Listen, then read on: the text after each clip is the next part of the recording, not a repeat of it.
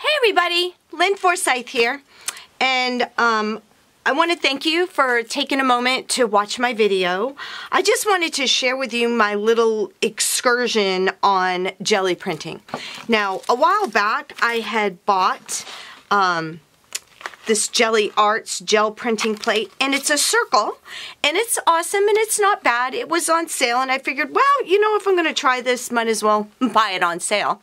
And then that sat in my drawer for a very long time because I didn't really have the things that I needed. I didn't have a good roller, and this is a speedball, and I absolutely love it.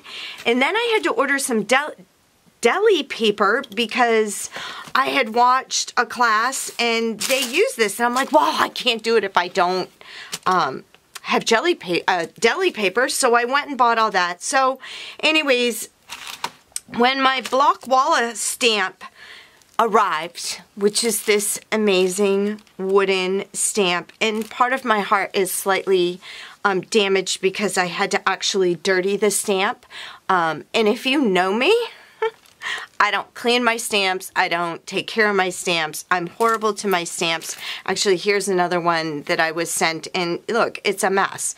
But this one, being hand-carved and out of wood, just spoke to my heart.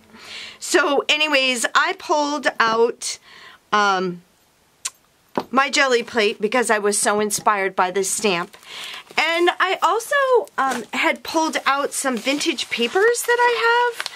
This is out of a farm book, which is really cool. And then I just have some various papers that I pick up in my travels.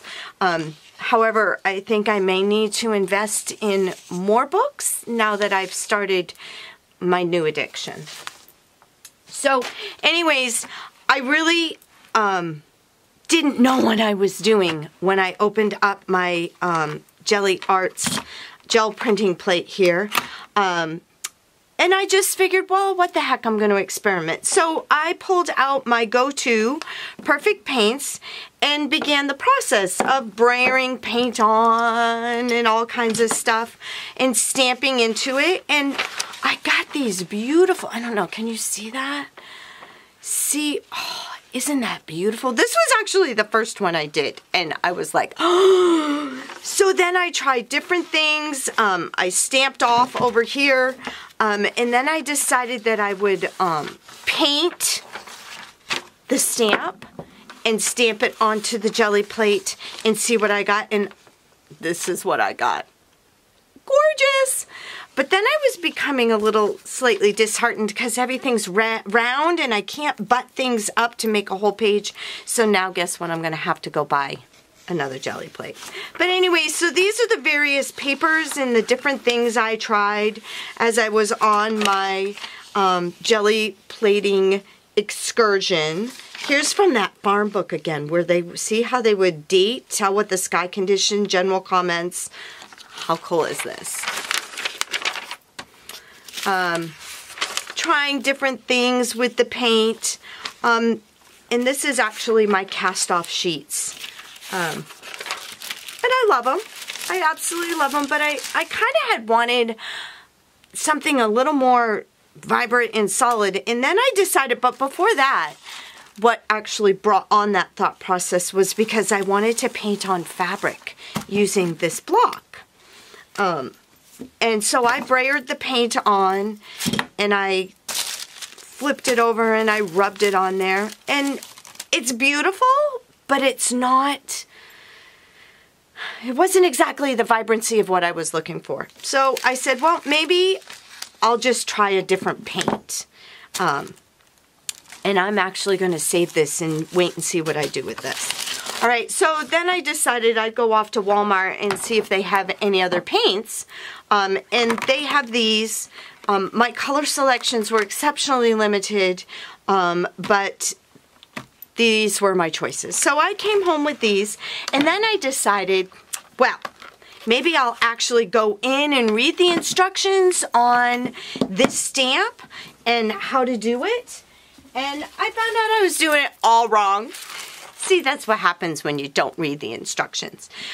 They suggested that you get a sponge and you dab the paint on and that you put down a cloth, or that you do it. The only thing I did have right was that you do it in this direction, where you rub the image onto your paper. So I did one thing right. But I'll stop rambling now and just kind of show you what I did to achieve these images. Now, I don't know about you, but this just does something in my heart. And I tried different things, different colors, different amounts of paint. And then this was one of my clean-offs, because these were stamped direct to paper. But this sheet here was from me stamping onto my jelly plate and then pulling the image off onto this piece of paper. I like it. Needs some work, but that's okay. And then, like I said, this was the clean off. So I'm just going to show you a little bit how I used my stamp. If I can find a blank sheet of paper here. So I've got my Blockwalla stamp. Love that thing. I've got my Walmart acrylic paint. So I'm going to just put a wad of these out onto my craft mat. That's not enough.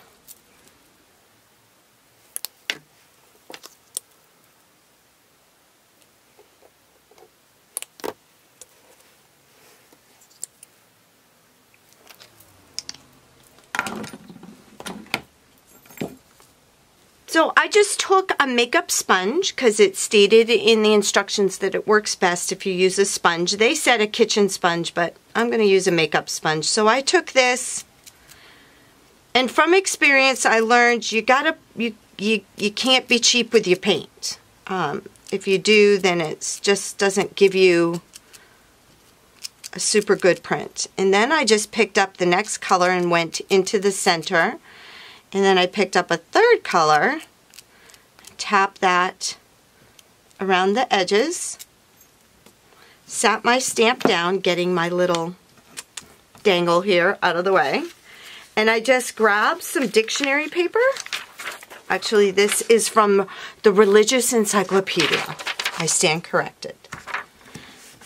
And I just rubbed on the stamp, being careful around your points because you can break your paper. Whoopsie, I did right there. There's one. See, and you can tell it's a good stamp. I like how it came out, but it's not as vibrant because I was being very genteel with my ink. I mean my paint. So the next round we'll have to slop it on a little bit more. There's a very fine line.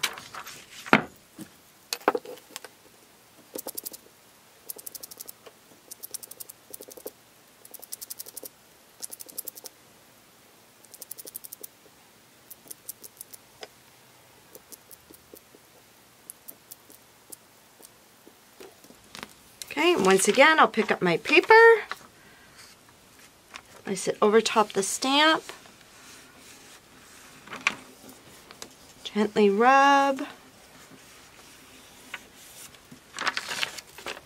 Haha, there we go. All right, we're going to do another one of these. I'm going to stamp again.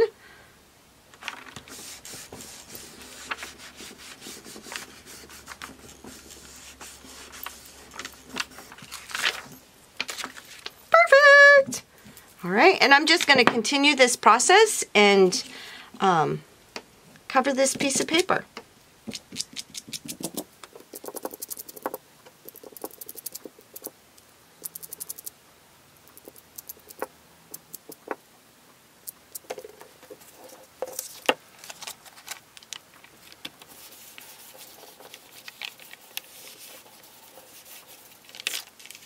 Loving it!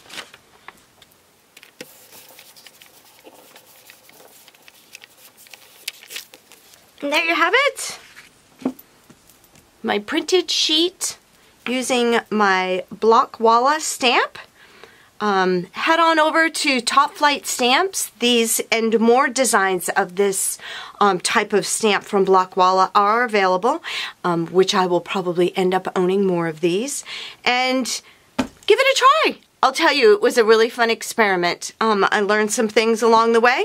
And now to clean this, what I will do is I've got a old toothbrush. I know, gross germs. But anyways, I just run this under water and I use the toothbrush to clean the paint out of all the nooks and crannies in my stamp. So anyways, have a great day. Be creative. Thank you for stopping by.